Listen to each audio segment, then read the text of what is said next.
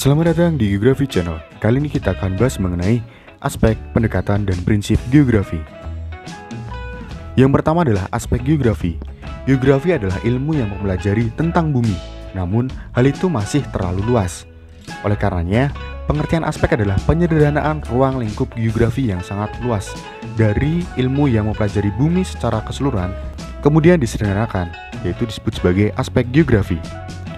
Aspek geografi mencakup aspek fisik dan non-fisik. Aspek fisik geografi menitikberatkan pada kajian mengenai fenomena-fenomena geosfer yang dipengaruhi oleh alam secara langsung, bukan oleh manusia. Jadi kata kuncinya aspek fisik adalah aspek yang dipengaruhi oleh alam. Misalnya aspek topologi, mencakup letak, luas, batas, dan bentuk muka bumi. Kemudian aspek non-biotik, mencakup tanah, air, dan iklim, dan lain sebagainya. Kemudian ada aspek biotik, hewan, dan tumbuhan. Selanjutnya ada aspek non-fisik atau sosial. Pengertian aspek sosial secara umum adalah aspek geografi yang membahas fenomena yang terjadi di geosfer yang masih berhubungan dengan kegiatan manusia. Jadi aspek ini berkaitan erat dengan manusia.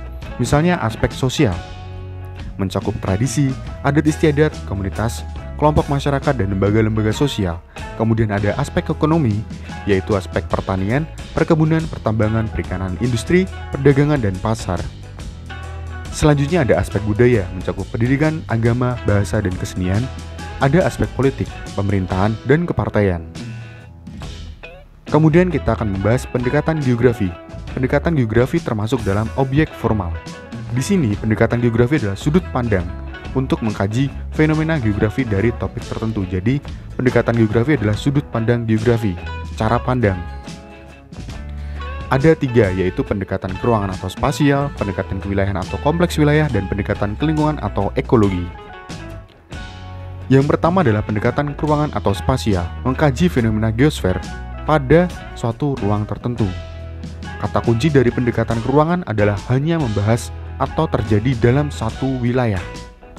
Misalnya, kebakaran terjadi di Kalimantan, hanya ada wilayah Kalimantan. Badai melanda Sulawesi, hanya terjadi di Sulawesi. Bali memiliki banyak objek wisata, yang dibahas hanya Bali. Jadi, hanya satu objek wilayah. Jadi, hanya satu wilayah saja yang dibahas, maka masuk ke dalam pendekatan keruangan atau spasial.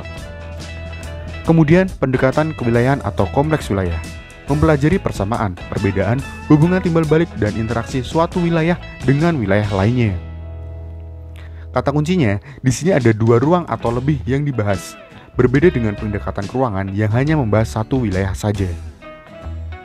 Misalnya, asap kebakaran hutan di Kalimantan berdampak hingga ke Malaysia. Ada dua ruang, Kalimantan dan Malaysia. Kemudian, banjir Jakarta berasal dari kiriman banjir di Bogor. Ada dua wilayah, yaitu Jakarta dan Bogor. Maka, kedua contoh ini masuk dalam pendekatan kewilayahan atau kompleks wilayah. Selanjutnya adalah pendekatan kelingkungan atau ekologi. Mempelajari fenomena geosfer kaitannya dengan komponen-komponen biotik dan abiotik di dalamnya. Bahasa simpelnya atau mudahnya di pendekatan ini adalah adanya interaksi manusia dengan alam. Contohnya, penebangan liar menyebabkan terjadinya tanah longsor. Penebangan liar adalah aktivitas manusia yang berdampak ke alam, yaitu tanah menjadi longsor. Adapun contoh yang kedua adalah banjir diakibatkan banyak warga yang membuang sampah sembarangan. Banjir adalah fenomena alami yang diakibatkan oleh aktivitas manusia berupa membuang sampah sembarangan. Selanjutnya adalah prinsip geografi. Ada persebaran, interrelasi, deskripsi, dan korologi. Mungkin ada beberapa yang mirip dengan pendekatan, tapi di sini disebut sebagai prinsip. Yang pertama adalah prinsip persebaran, yaitu fenomena yang tersebar di muka bumi. Kemudian interrelasi, hubungan antar fenomena yang satu dengan yang lainnya. Ada interrelasinya atau ada kaitannya, ada hubungannya, sebab akibat.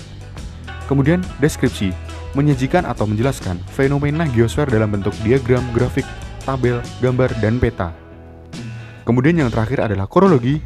Prinsip ini memadukan seluruh prinsip, yaitu memadukan prinsip persebaran, interrelasi, dan deskripsi. Yang pertama kita bahas adalah prinsip interrelasi. Yang pertama ada hubungan gejala alam dengan sosial. Misalnya, banjir menyebabkan masyarakat terjangkit penyakit kulit, diare, dan demam. Di sini ada gejala alam berupa banjir dan sosial berupa penyakit. Kemudian hubungan gejala alam dengan alam. Misalnya, banjir menyebabkan tanah longsor. Jadi ada kaitannya alam dengan alam. Kemudian hubungan gejala sosial dengan sosial, misalnya banyak pengangguran menyebabkan terjadinya kemiskinan. Pengangguran berupa sosial dan kemiskinan juga berupa sosial. Prinsip interrelasi adalah prinsip timbal balik atau hubungan sebab akibat. Selanjutnya adalah prinsip deskripsi. Prinsip yang menjabarkan atau menjelaskan suatu fenomena. Misalnya, Indonesia merupakan negara yang terletak di antara dua samudra dan dua benua. Di sini hanya menjelaskan posisi Indonesia saja. Contoh yang kedua, Provinsi Bali memiliki pemandangan alam yang indah dan juga masyarakat yang ramah. Di sini hanya menjelaskan Bali seperti apa secara umum. Jadi, prinsip deskripsi adalah menjelaskan atau mendeskripsikan. Kemudian, prinsip distribusi, nama lain dari prinsip persebaran. Contohnya, burung cendrawasih banyak terdapat di Papua, sedangkan burung elang banyak terdapat di Pulau Jawa.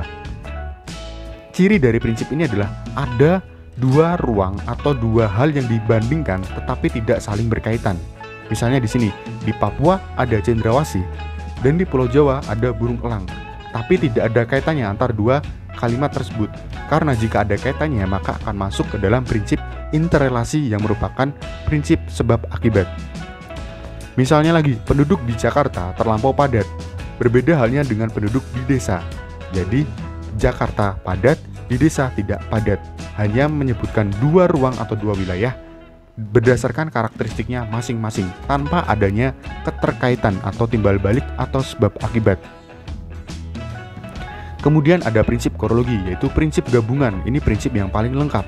Misalnya, Provinsi Bali memiliki 8 kabupaten dan 1 kota. Di sini, kalimat pertama ini termasuk dalam prinsip deskripsi. Kemudian, dilanjutkan lagi. Di Kabupaten Karangasem terdapat Gunung Agung. Di Denpasar banyak pantai pasir putih. Ini distribusi, karena di sana menyebutkan dua ruang, yaitu di Denpasar dan Karangasem, dan tidak saling berkaitan. Makanya disebut prinsip distribusi. Selanjutnya, ketika Gunung Agung erupsi, warga sekitar mengungsi ke tempat yang aman. Ini prinsip interrelasi, karena sebab akibat. Warga mengungsi karena erupsi. Sekian, terima kasih dan glory geografi.